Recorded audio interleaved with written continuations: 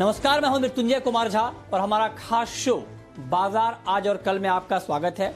इस खास शो के जरिए हम आपको बताते हैं आज का बाजार का पूरा एक्शन और साथ ही कल का मार्केट कैसा रहने वाला है। कल के बाजार में आपको कहां पर कमाई के मौके मिलने वाले हैं, ये हम आपको बताते हैं। तो आज आपकी तैयारी कराने के लिए हमारे साथ हैं जी बिजनेस के मैनेजिंग एडिटर अनिल सिंघवी। हमारे साथ एक खास मेहमान है सेठी फिनमार्ट के विकास सेठी, और साथ ही हमारी पूरी रिसर्च टीम तैयार है आपको अलग अलग रिसर्च बताने के लिए।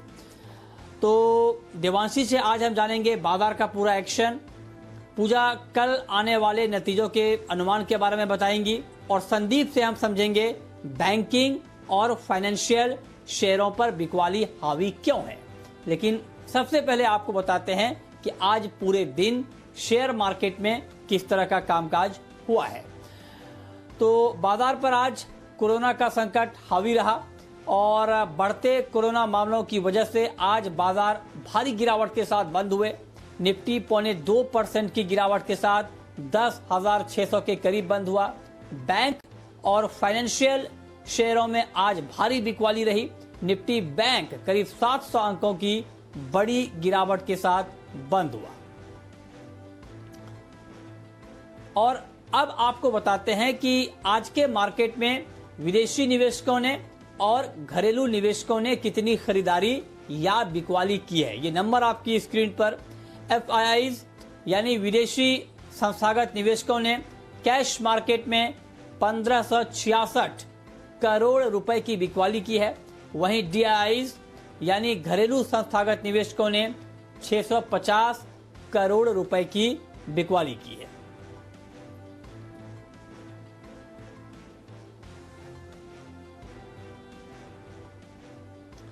और अब रुख करते हैं आज के बाजार पर एडिटर्स टेक का, और ये बताने के लिए हमारे साथ जी बिजनेस के मैनेजिंग एडिटर अनिल सिंघवी जुड़े हैं।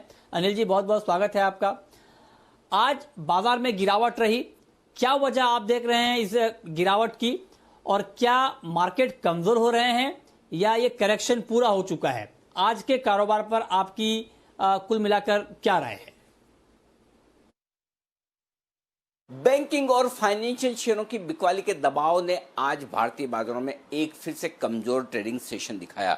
हालांकि कल के सेशन में निफ्टी हरे निशान में बंद होने में कामयाब रहा था, लेकिन बैंक निफ्टी ने कल ही कमजोरी के संकेत दे दिए थे और इस कमजोरी को और आगे बढ़ाने का काम किया, और आज अच्छे खासे करेक्शन के साथ लगभग 700 अंक लुढ़क कर बैंक निफ्टी बंद होता हुआ नजर आया। और वजह एकदम साफ है कि बैंकिंग शेयरों पर दबाव है। दबाव कुछ ऐसी चीजों का है जो हमारी अपनी है। ऐसा नहीं कि करेक्शन हमें बहुत बाहर से मिलाओ। हाँ, अमेरिकी बाजारों में उतार चढ़ाव के बीच सपाट क्लोजिंग हुई थी। नैस्डैक कमजोर जरूर हुआ, लेकिन उसके बावजूद डाउ फ्यूचर्स की मजबूती बहुत ज्यादा चिंता की बात नहीं थी। लेकिन भारतीय बाजारों में जो करेक्शन बना पूरी तरह से अपनी वजह से बना, और वो वजह थी बैंक्स को लेकर। बैंक्स को लेकर थोड़ा सा डर बन रहा है, कहीं आरबीआई ने मॉरेटोरियम एक्सटेंड कर दिया तो कहीं कुछ और ऐसी खबरें आ गई एनपीए बढ़ने की, तो इन सब चीज़ों को लेकर बाजार में थोड़ा सा डर है और वो प्रॉफिट बुकिंग हावी होते हुए नजर आई है, न सिर्फ बैंक्स में बल्कि एनबीएफसीज में भी। अब बैंक्स और एनबीएफसी गिरे तो इनके साथ साथ आज ऑटो शेयरों ने भी अपना कंट्रीब्यूशन किया गिरने में,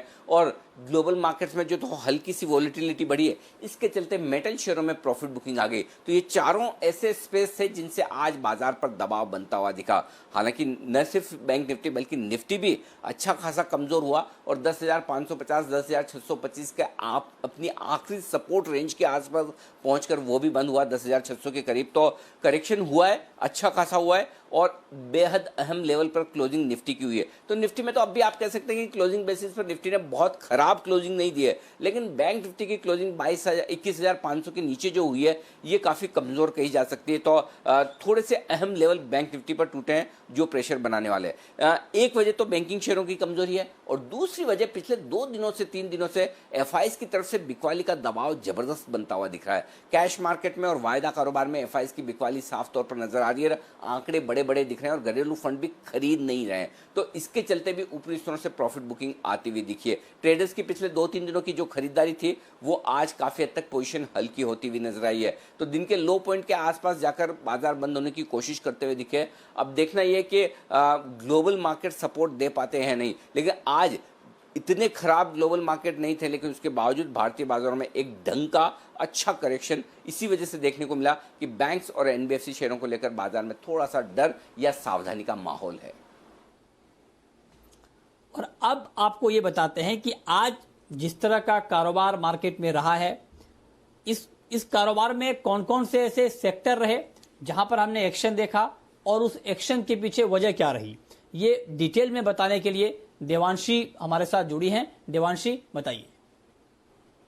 आज बाजार में फिर एक बार गिरावट के साथ ही कारोबार होता हुआ दिखा और आप देखिए निफ्टी पर आज केवल 3 गेनर्स शामिल होते हुए दिखे और बाकी सारे जो स्टॉक्स थे वो लाल निशान में आज बंद होते हुए दिखे। कई इंडाइसेस ऐसे हैं जो लाल निशान में ही आज बंद होते हुए दिखे। चुनिंदा स्टॉक्स थे जो आज हरे निशान में ट्रेड करते हुए दिखे। सबसे पहले आप देखिए निफ्टी की सूची में आज IndusInd bank, axis bank, Eicher motor, Maruti, ये कुछ स्टॉक्स थे जो कि टॉप लूजर्स रहे हैं। और गेनर्स की बात करें तो केवल 3 स्टॉक्स, वो टाइटन, साथ ही डॉक्टर रेड्डीज और भारतीय एयरटेल, ये 3 स्टॉक्स थे जो कि आज ग्रीन साइड बंद होते हुए दिखे।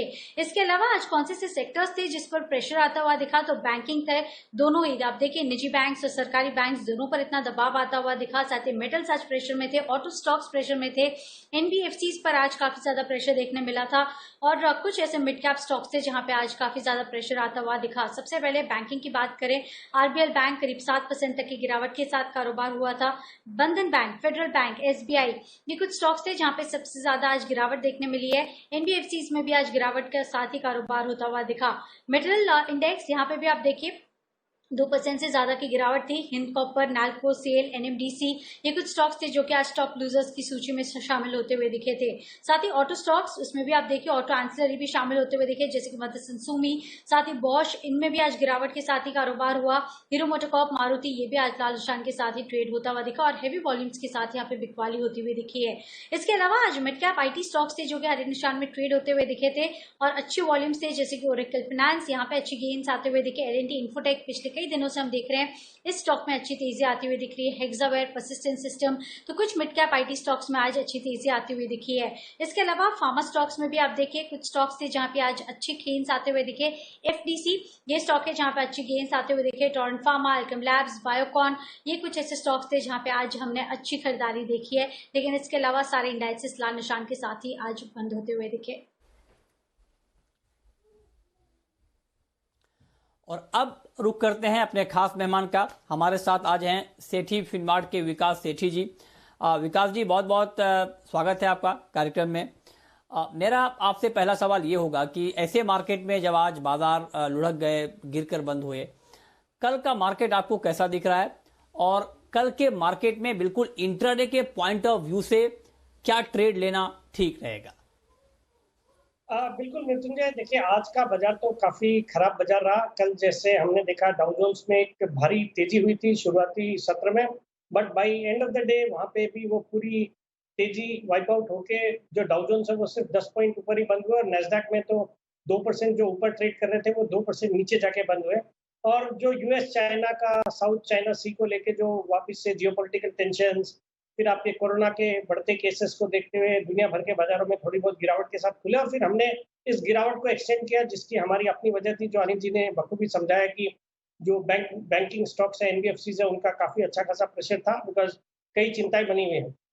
बट आज की इस भारी गिरावट के बाद मुझे लगता है अगर आज यूएस के मार्केट्स एक नॉर्मल रेंज में बंद होते हैं या वहां बहुत ज्यादा गिरावट नहीं आती, तो कल हम एक रिकवरी देख सकते हैं। एक तो एक बड़ा सा इवेंट भी है, रिलायंस की कल एजीएम है, जो कि बाजार की इस जो तेजी है पिछले कुछ दिनों की, इसको लीड किया है। मुझे लगता है कि कल के बाजार में एक रिकवरी को एक्सपेक्ट किया जाना चाहिए, but it would certainly depend on आज के यूएस के मार्केट्स किस तरह से बंद होते हैं।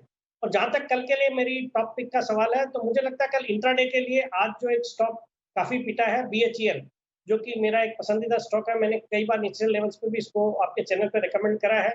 मुझे लगता है आज जो 8-9% की गिरावट आई है उसका मेन कारण तो एक सिटी ने इसको डाउनग्रेड किया, वो कारण है।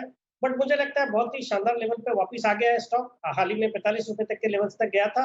एक अच्छी कंपनी है और जिस तरह से सरकार का एक फोकस है मेक इन इंडिया पे, डिफेंस पे, फिर चाइना को बैन करना है, चाइनीज इक्विपमेंट्स को बैन करना, मुझे लगता है उसका सबका फायदा रहेगा इस स्टॉक को। और आज की गिरावट के बाद कल के लिए मुझे लगता है इस स्टॉक में एक रिकवरी देखी जा सकती है। तो कल का मेरा इसमें लक्ष्य रहेगा 41 रुपए।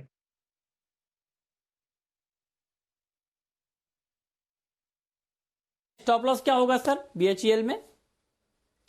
मुझे लगता है it should not go below 38 rupees 25 पैसा, तो 38 रुपया 25 पैसे पे स्टॉप लॉस रखेंगे तो ठीक रहेगा।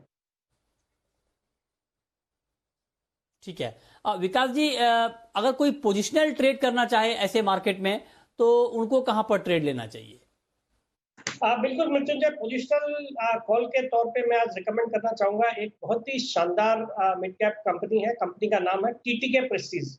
ये किचन अप्लायंसेस बनाने वाली एक लीडिंग कंपनी है, जो कि mainly mixer grinder, juicer, cook tops और ये सब बनाती है, और प्रेशर कुकर की लीडिंग कंपनी है। मुझे लगता है जिस तरह से इस लॉकडाउन के दौरान लोग घर पे ही रहे हैं, किचन का बहुत ज्यादा इस्तेमाल हुआ है, मुझे लगता है किचन अप्लायंसेस की डिमांड बहुत ही ज्यादा रोबस्ट हुई है। हाल ही के दिनों में जैसे जैसे अनलॉक हो रहा है इकोनॉमी में, किचन अप्लायंसेस काफी अच्छी डिमांड देखी जा रही है वहाँ पे। और ये एक लीडिंग कंपनी है, फंडामेंटल्स बहुत ही अच्छे हैं, फाइनेंशियल्स देखेंगे तो रिटर्न रेशियोज भी बहुत ही अच्छे हैं, डेट इक्विटी रेशियो बिल्कुल निल है। और मुझे लगता है एक अच्छी दर से इस कंपनी ने पिछले 4-5 सालों में प्रॉफिट्स में भी अच्छी दर से ग्रो किया है। इस स्टॉक को करंट लेवल्स जो कि 5430 के लेवल पे बंद हुआ है स्टॉक, इस लेवल पे बिल्कुल खरीदना चाहिए। मेरा इसमें 7 से 10 दिन में 5800 का लक्ष्य है। ठीक है, ठीक है। तो ये आपके लिए इंट्राडे कॉल और पोजिशनल कॉल। आगे बढ़ते हैं। आज मालामाल वीकली के हमारे खास सेगमेंट में आपको रैमको इंडस्ट्रीज का शेयर सुझाया गया था, और आज के कमजोर बाजार में भी शेयर में शानदार तेजी रही। शेयर में तेजी के क्या हैं ट्रिगर्स, आइए आपको एक बार फिर सुनाते हैं।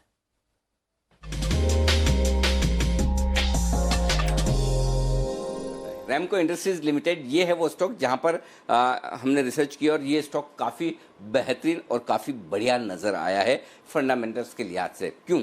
इसकी कुछ वजह मैं आपके सामने रख दूं। पहली वजह तो है कि वैल्यूएशंस बहुत ही आकर्षक हैं। इस कंपनी का जो मार्केट कैप है और जो इन्वेस्टमेंट्स की इनकी वैल्यूएशन है, उसको देखकर आपको मज़ा आ जाएगा।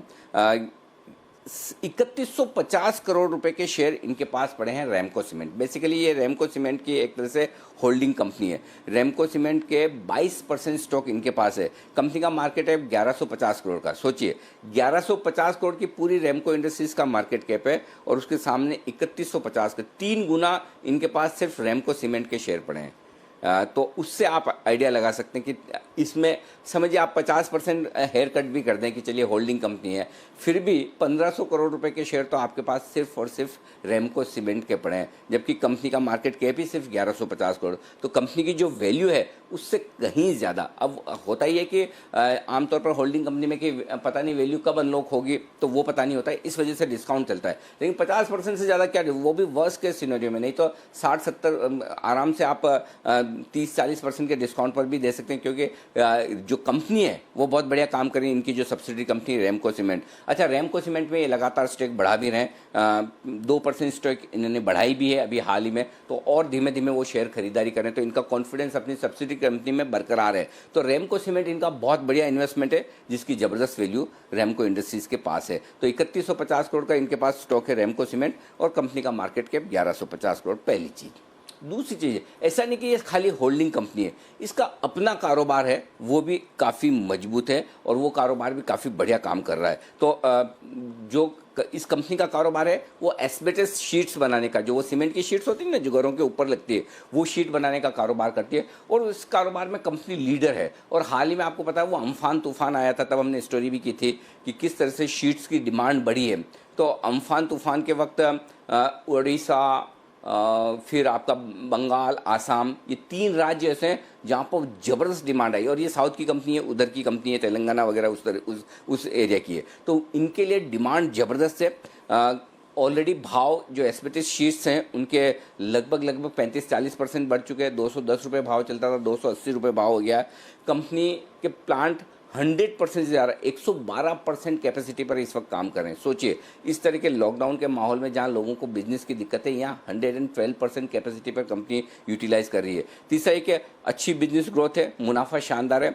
80 करोड़ का मुनाफा तो इनको खाली एस्बेस्टस शीट वाले कारोबार से आता है। तो सिर्फ होल्डिंग कंपनी नहीं है, अपना बिजनेस भी है जो कमा कर इन्हें दे रहा है, और इस साल और बढ़िया प्रॉफिटेबिलिटी आने की आप उम्मीद कर सकते हैं। एक और चीज़ ये, कंपनी ऑलमोस्ट डेट फ्री है, इस साल के अंत तक डेट फ्री हो जाएगी। अभी भी कर्ज बहुत ही कम है, नहीं के बराबर ही है, मुश्किल से 125 करोड़ का कर्ज है, जो भी इस साल तक कंपनी कंप्लीटली डेट फ्री हो जाएगी तो बैलेंस शीट और मजबूत हो जाएगी। तो ये सारे कारण हैं जिसकी वजह से रेमको इंडस्ट्रीज एक बढ़िया इन्वेस्टमेंट आपके लिए साबित हो सकता है। जब भी बाजार खराब हो, स्टॉक को अपने रडार पर रखिए, आराम से पोर्टफोलियो में बनाने के लिहाज से इसे आप खरीद कर रखें जब भी आपको ठीक लगे।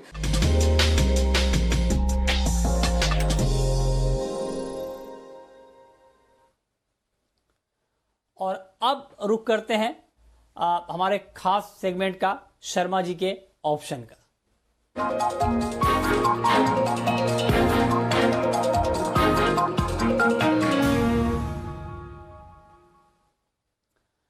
और ऑप्शन का ये ट्रेड बताने के लिए हमारे साथ वीके शर्मा जी जुड़ चुके हैं, एचडीएफसी सिक्योरिटीज के।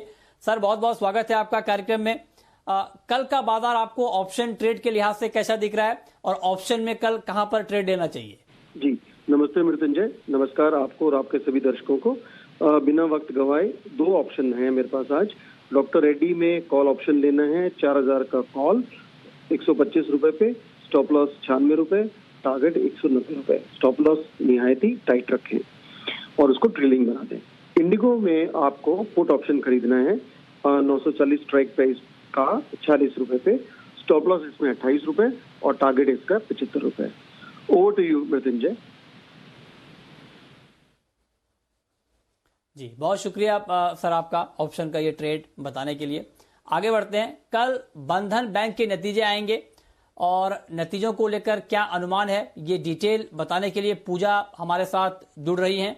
पूजा बताइए। जी, बंधन बैंक के नंबर्स की बात करें तो कोर प्रदर्शन में कोई दिक्कत नहीं रहेगी। जो इनका ब्याज से आया है वहां पर हम अनुमान करके चल रहे हैं कि करीब 20 से 24% की ग्रोथ देखने को मिल सकती है। प्रोविजनिंग यहां पर भी बढ़ी रहेगी, लेकिन उसका ज़्यादा कुछ असर मुनाफे में नहीं पड़ेगा और हम बढ़त का ही अनुमान कर रहे हैं। हालांकि इनके एसेट क्वालिटी में कुछ असर देखने को मिल सकता है और जो Q1 के नंबर्स भी आए थे वो भी काफ़ी अच्छे थे, तो उससे माना जा रहा है कि कोर प्रदर्शन में कोई दिक्कत नहीं होगी।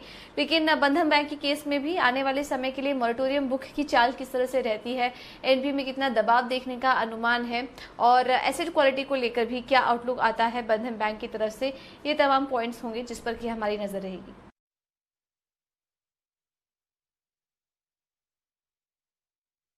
ओके, ठीक है। अब विकास जी, आपने सुना कि क्या अनुमान है बंधन बैंक के नतीजे को लेकर, तो आपका अपना व्यू अब क्या बन रहा है बंधन बैंक के ऊपर? देखिए मृत्युंजय, हाल ही में इस बैंक ने अपने Q1 के अपडेट्स दिए थे, वो अपडेट्स काफी एनकरेजिंग थे और उसके बाद हमने स्टॉक में शानदार तेजी देखी। बट आज के बाजार में चूंकि सेंटिमेंट्स खराब थे और खास करके बैंक्स और एनबीएफसीज के लिए, तो हमने एक अच्छी खासी गिरावट ऑलरेडी देखी है।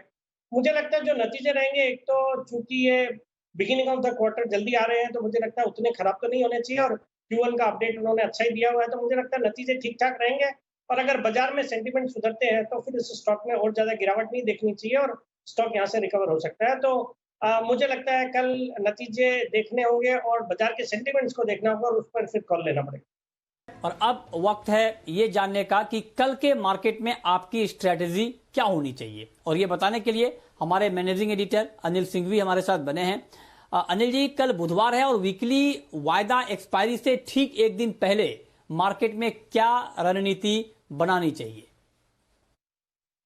बाजार में कल एक्सपायरी से ठीक एक दिन पहले का ट्रेड होगा, तो आपके लिए शुरुआत करने के लिए तो डेफिनेटली डाउ अमेरिका के बाजारों की तेजी मंदी ये तो इम्पोर्टेंट होगी। और कल सुबह डाउ फ्यूचर्स किस तरह से कारोबार करते हुए दिखते हैं वो तो नज़र में रखेंगे। लेकिन इसके अलावा बैंकिंग शेयरों में जो सपोर्ट रेंज है 21,000-21,200 के आसपास के, ये आखिरी उम्मीद है तेजी करने वाले ट्रेडर्स की। अगर इसे होल्ड कर पाए तो ठीक, इसके नीचे गए तो मामला सीरियस हो सकता है और कमजोरी भरा हो सकता है। 22,500 के ऊपर ट्रेड करना अगर कल सुबह बैंक निफ्टी पर बाजार शुरू करता है तो पहला संकेत थोड़ी स्टेबिलिटी का आएगा और इसके बाद हम देखेंगे कि आगे क्या कुछ होता है। जहां तक निफ्टी का सवाल है, 10,500 10,550 ये मजबूत सपोर्ट जोन के तौर पर है। उम्मीद करते हैं कि इसे होल्ड करना चाहिए। एक्सपायरी के ठीक एक दिन पहले का ट्रेड होगा तो थोड़ा वोलेटाइल हो सकता है और ऊपरी स्तरों पर 10,750 10,800 की रेंज में जाने की कोशिश हो सकती है और वहां पर अच्छी खासी प्रॉफिट बुकिंग भी आएगी। तो वोलेटाइल ट्रेड आपको देखने को मिलेंगे, उतार चढ़ाव देखने को मिलेगा।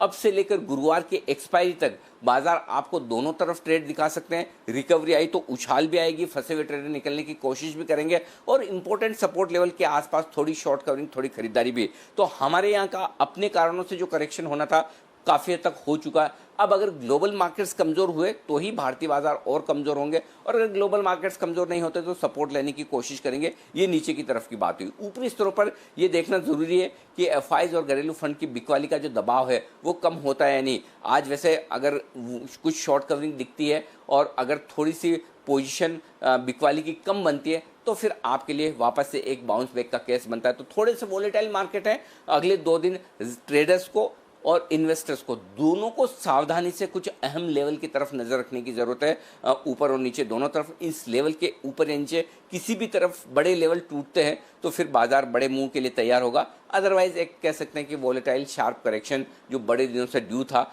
इतने 7-8-9 दिनों की सुस्ती के बाद बाजार कभी तो बड़ा मूव देंगे और वो मूव आज के सेशन में आपको मिला है। तो कल और परसों 2 दिन बाजार में आपको सावधानी रखने की जरूरत है। बहुत शुक्रिया सर आपका कल के लिए ये स्ट्रेटेजी बताने के लिए। लेकिन अब आपको बताते हैं कल के लिए ऑप्शन का एक और ट्रेड।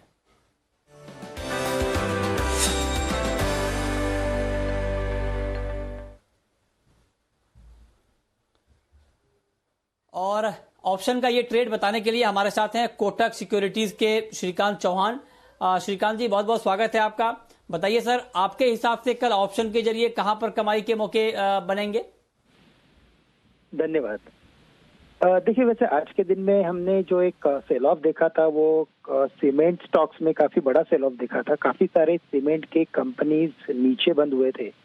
तो मुझे लगता है कि वहां पे अगर हम कॉल ऑप्शंस बेच के चलते हैं तो वो एक फायदेमंद हो सकता है। जैसे कि अंबुजा सीमेंट है और इसकी क्लोजिंग है 191 के आसपास की क्लोजिंग है, 190 के करीब की। और यहाँ पे जो 200 रुपए का जो उसका कॉल है वो अभी ट्रेड कर रहा है 4.5 रुपए से लेकर 5 रुपए के अंदर। तो यहाँ पे हमें ऐसा लगता है कि इसे बेचना चाहिए और यहाँ पे स्टॉप लॉस हमें रखना है 6.5 रुपए का और टारगेट रखेंगे हम 1 रुपए का। तो ये कॉल ऑप्शंस बेचने की राय है और यहाँ पे स्टॉप लॉस हमें स्ट्रिक्ट 6.5 रुपए का रखना है। जी जी, ओके। अब विकास जी, फटाफट आप सर जरा ये बता दें कि लंबे समय के लिए जो इस मार्केट में निवेश करना चाह रहा है उनको कहां पर निवेश करना चाहिए? बिल्कुल मृत्युंजय, ये स्टॉक है ऐसा जिसको मैंने पहले भी आपके इसी शो में आज से 4-5 वीक पहले रेकमेंड करा था। कंपनी का नाम है EID पैरी। इस स्टॉक को पहले मैंने 210 पे रेकमेंड करा था, अभी 280 का भाव है। बहुत ही शानदार कंपनी है ये। कंपनी मुरुगप्पा ग्रुप की कंपनी है जो कि शुगर और न्यूट्रास्यूटिकल्स बनाती है। शानदार बैलेंस शीट है। बट सबसे पॉजिटिव, सबसे बड़ा जो ट्रिगर है वो इसकी जो हिस्सेदारी है कोरोमंडल इंटरनेशनल में 60% हिस्सेदारी है, जिसकी मार्केट वैल्यू होती है अराउंड 13,500 करोड़, जबकि इस कंपनी की खुद की मार्केट कैप आज 5,000 करोड़ ही है। तो काफी डीप डिस्काउंट पे ये स्टॉक अवेलेबल है। मुझे लगता है करंट लेवल्स पे भी इसको खरीदारी करनी चाहिए। मेरा इसमें 9 से 12 महीने में 350 रुपए का टारगेट। जी, बहुत शुक्रिया विकास जी आपका, श्रीकांत जी आपका, और साथ ही मेरी पूरी टीम का बताने के लिए कि आज का मार्केट कैसा रहा और कल का बाजार कैसा रह सकता है, कहां पर कमाई के मौके बन सकते हैं। तो फिलहाल इस बुलेटिन में इतना ही।